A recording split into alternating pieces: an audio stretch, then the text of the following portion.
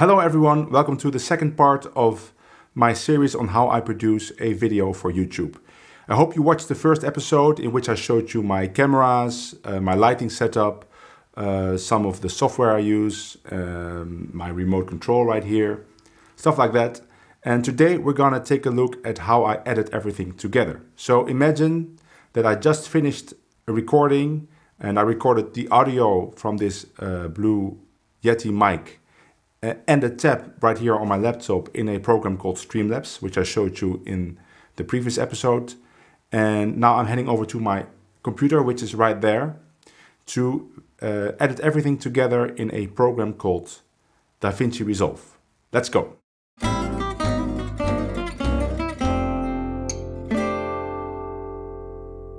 So here we are in Davinci Resolve, and that's the video editing program that I use. And I'm going to run you quickly through the process of editing a video, doing some other things as well, color correction, maybe some sharpening.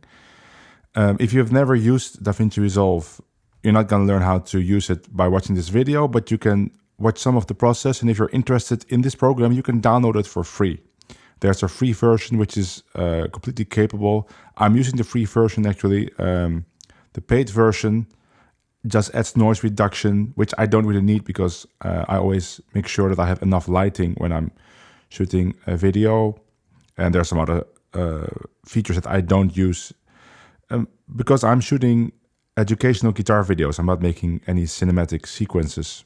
And if you already know Davinci Resolve, you might pick up some tricks that I use, or you might be interested to see how someone uses Davinci Resolve not to make a movie, but just to make an educational video for YouTube. So on the bottom, there are some tabs which you will switch between to edit. So right now I'm in the media tab, and you can see all the media that I've imported into Davinci Resolve. Right here is my footage from my Canon SL2, or also called Canon 200D. And here is the tab. And the tab was recorded together with the audio from the Blue Yeti mic that you can see right here.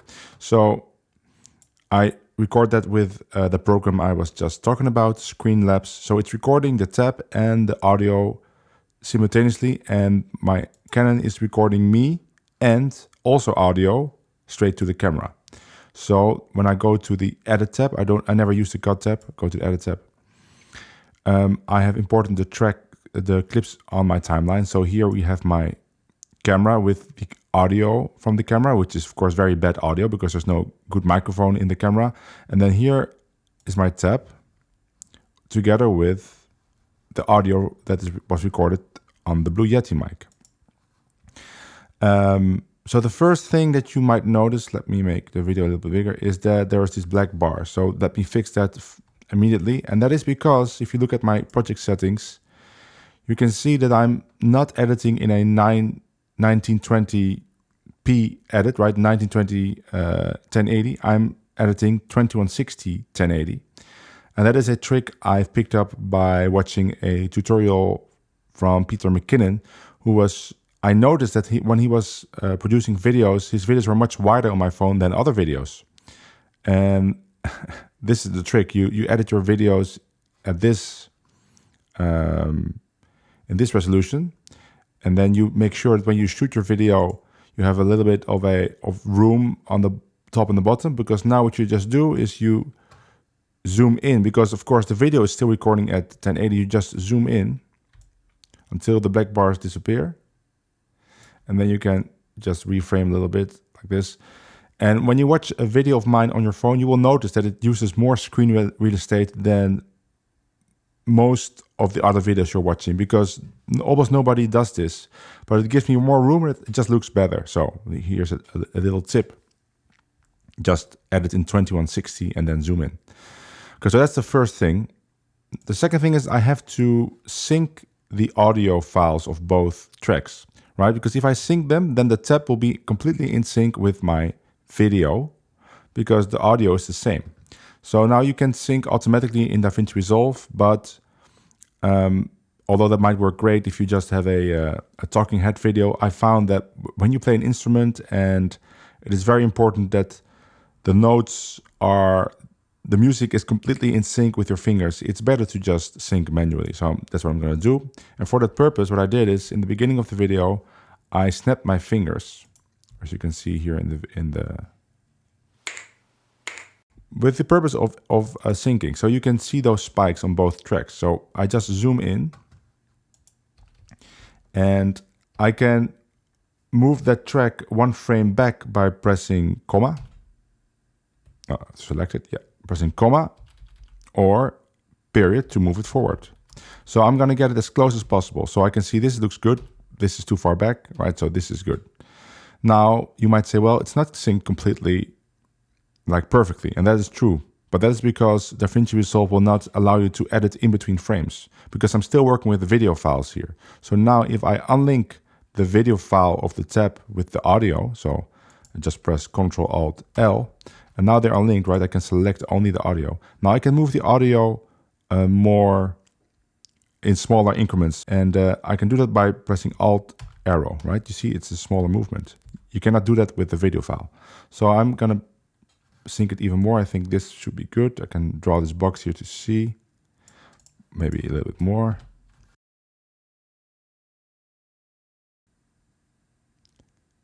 Yeah, that looks good. So now the audio should be synced. So we can check that by muting the audio of the video and just have the audio of the Blue Yeti and look at my mouth talking. Take a look. Now, Django plays the song in. So that looks good. Let's look at some playing. That looks pretty perfect to me. So now I've synced the audio file so I can get rid of the audio of the camera. I don't need it anymore.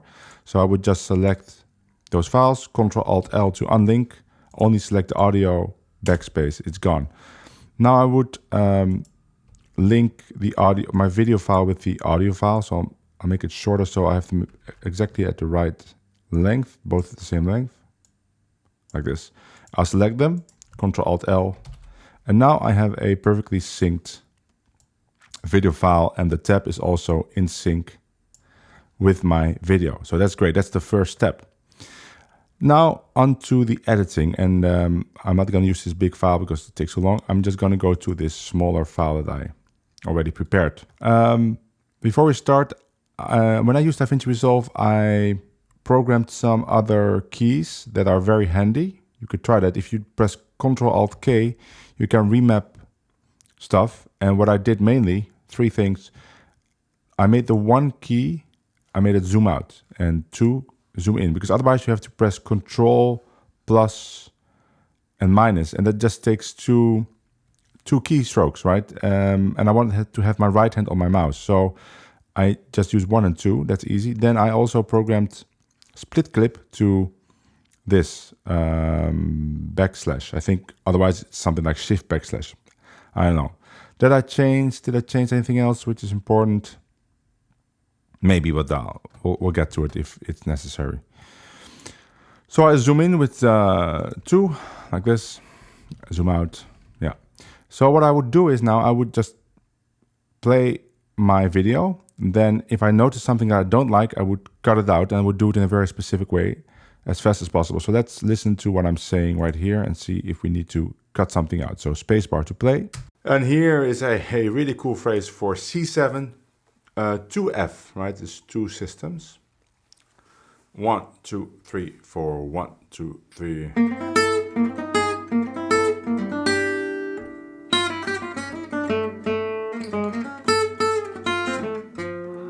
That's all fine. 1, 2, 3.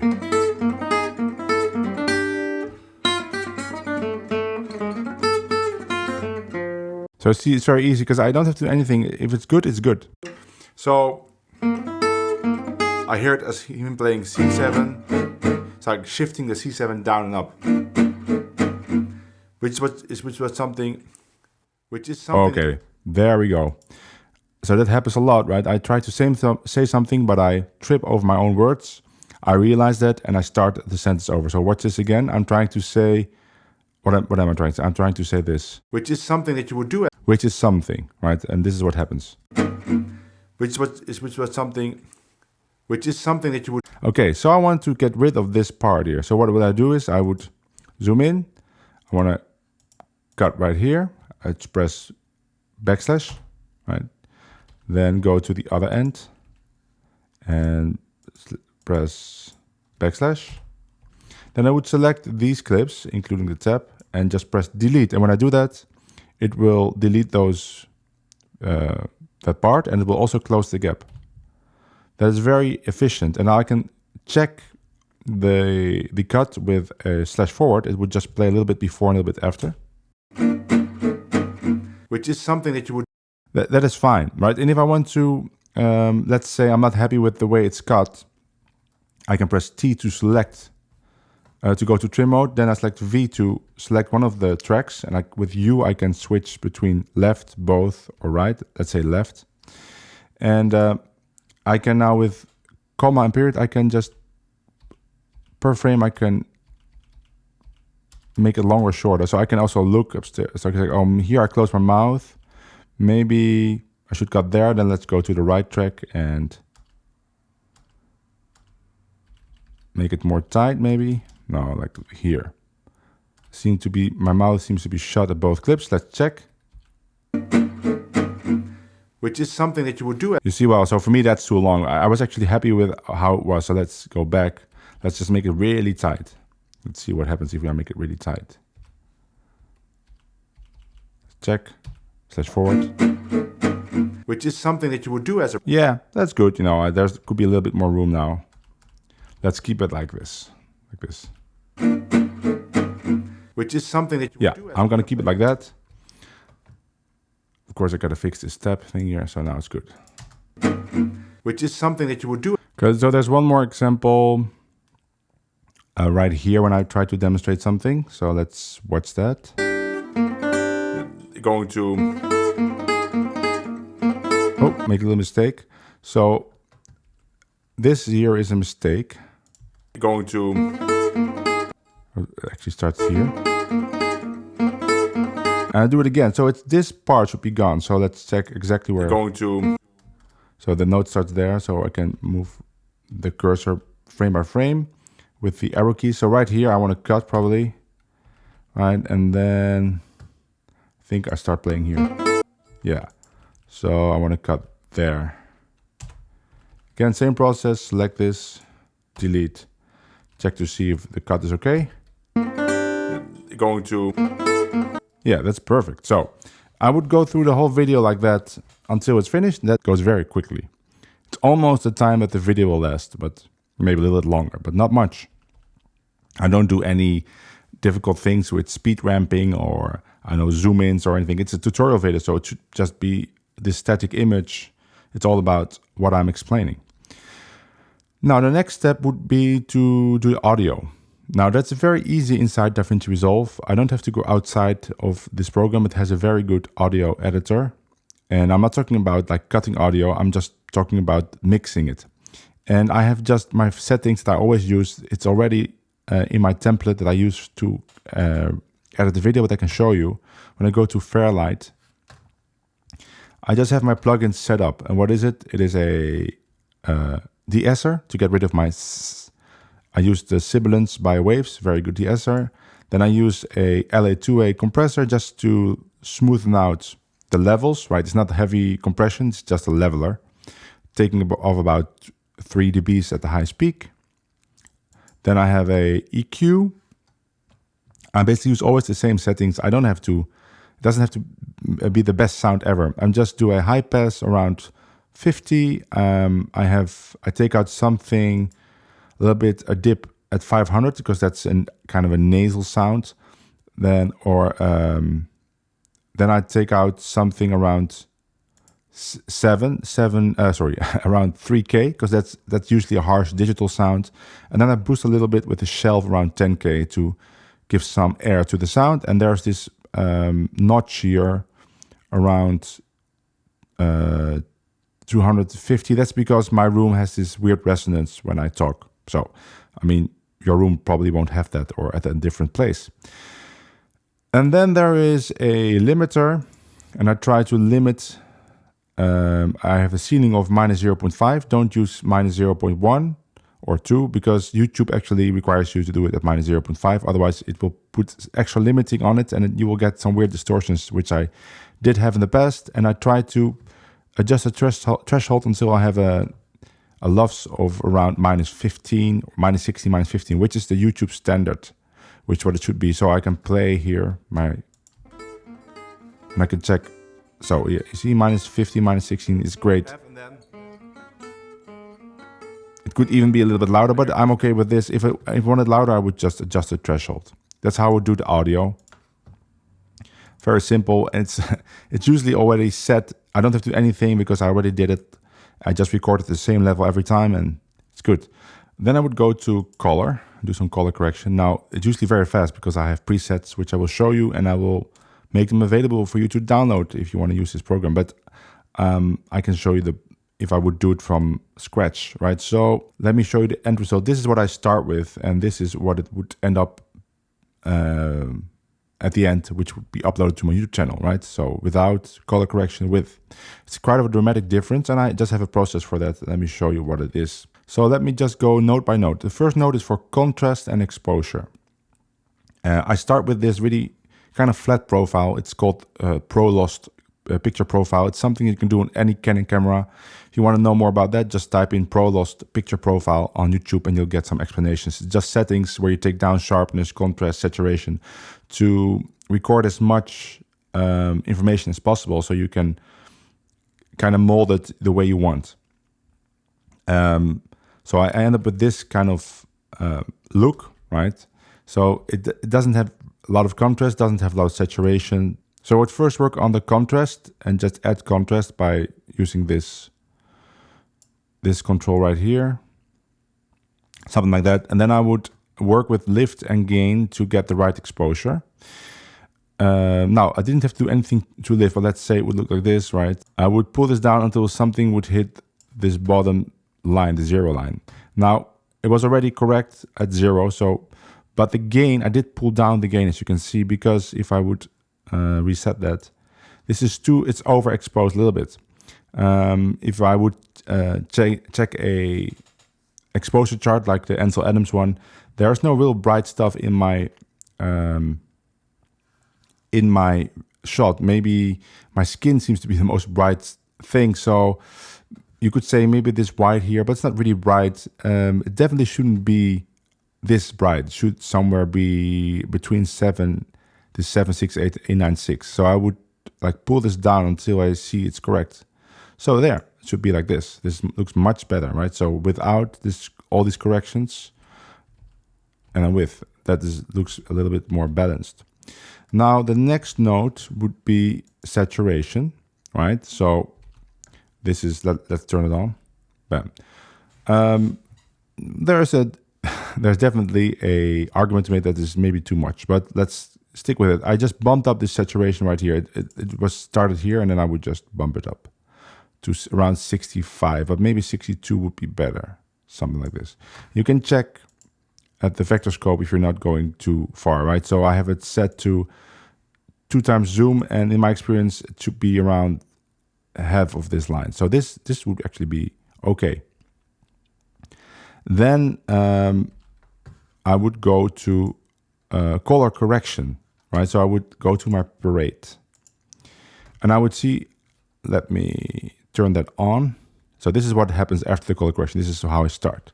Now I can see that there's a lot of red in the video, and that's correct. There's a lot of red in this room with the light and stuff. So I want to correct it a little bit. So what I did is I pulled some of the midtones, right? You can see it in the middle here. I pulled it towards blue to correct it a little bit. But then I noticed, okay, but then there was too much blue in the shadows. So I corrected that at the second step. Put the Luma mix to 0, and I pulled down some of the blues out of the shadows. And I pulled some reds out of the mids even more. Put a little bit of green out of the mids, and I put some reds out of the highlights. So then you get this. This looks much better, much more like the room would look. Then I would go to my skin tones. Sometimes I don't do this because the skin tones look pretty good out of a Canon. But what I would do is I would take a key of the skin, right? And I already did that, of course. And let me turn the node on. Okay, you see, I took a key of the skin. I blurred the radius. You should always do that. And I would check the exposure of the skin. The first thing I would do is check the exposure. So I would put a little window on the skin. I already did that. And then I would check my waveform again, and I would see that, well, without adjustment, it was above, it was right here. So the skin was very bright, and I don't have Caucasian skin. It's a little bit darker, so it should be between 5 and 7. So I just pulled down on the gain, on the midtones until my skin was exposed correctly. And then I worked a little bit on the colors. And what I did is I didn't work on the colors, because if you look at the vector scope, you can see the skin tone line. It's perfect. So I actually didn't work on the colors at all. I just pulled down the exposure. So this was before with, right? Now my skin doesn't look overexposed anymore. And the same goes for the hands, by the way. You see, it also corrected the hands. Then I used a lookup table. That's something I used one of my own LUTs. I experimented with colors, with color cast, and this is what I like. Right? Let me make it bigger. So this is without, this is with, and I call this back to business or something. It looks like a very business-like look, serious, like we're here to learn something. And then I would go to my global adjustments. That is, so this is without, with. That is a very slight change, but basically what it is, I go to my primary wheels and I would mess around with this offset. I would just move it around to see if there's something I particularly like. And I set it on that I wanted a little bit more warmth in it. It's just a minor thing. This is without, with, just, I don't know. Could also just be something I like at that time. It gives me something to do after the LUT to personalize it a little bit. Then I would do a vignette. I have two nodes. I have a vignette node and an outside node. Right? You would do that by making a node, then go to add node and then outside node. Right? So on this vignette node, I make this big window, and I would use my editable spline right here. I would lift myself out of the shadows a little bit, right? Like a little bit, just a little bit. That's why I use the editable spline. It gives me a little bit more granular control, like this. Then I would go to the second node, and that would be the outside of the window. And I would turn off my spline, and I would pull that down. This. You see now the edges become a little bit darker. So let me select both these nodes and look what happens when I turn them off. All right, this looks like a normal image, and now there's a little bit more focus on me. And then I would go to the last thing, would be sharpening, and that basically means, because I turned off sharpening in the camera, I just add a little bit sharpening, and that for me it's always the same. I just go to the sharpen tab right here and put it on 0.47. It starts on 0.50. And it just, now you can see, but if you look at my eyes, you would see a big difference if my eyes would be open. That's my process of color correction. Now, this would be the long way. The short way is like this. Right? Here I have, let's go to a file that has no color correction. Yeah, it doesn't have any color correction. This is how I do it very quickly. I go to my LUTs. I have two LUTs that are already made. They are based on what I just did. One is called Rec 709, Canon ProLost to Rec 709. Right, Rec 709 is a natural color. Natural colors. Canon ProLost is the picture profile I use, so I just would drag it over this. Boom. Then I would make another node and I would put on my LUT. Bam. And I'm almost finished. Now I could make the vignette and the sharpening. And if I don't like the skin color, I could do something to the skin color. But that is actually in my LUT already. Now, if you want these LUTs of mine, I'll make them available through a download. You can check them in the links, and I will provide you with my Canon ProLoss to Rec 709 and Rec 709 to Ready for Business. You still have to do the vignetting and the sharpening, but that's the way I edit my videos. Then I would go to the Deliver tab, and I use these settings for finalizing or rendering my video. Keep it to 2160, of course, and this is my frame rate that I use, 24 frames or 23.976. This is usually set to 10,000, but I set it to 30,000, and then the audio is set to 24-bit because that's the way I recorded it. So I never use the YouTube preset. I find that the videos don't look as good as when I just do it like this. I would add it to the render queue, start render, and that's it. That's the way I make a video inside Davinci Resolve. I hope you enjoyed that look into my editing process, and perhaps it will inspire you to make your own videos. If not, I hope it was interesting for you anyway. And if you were just looking for some cool jazz licks, I will see you Monday for another episode of Bebop Mondays. Bye.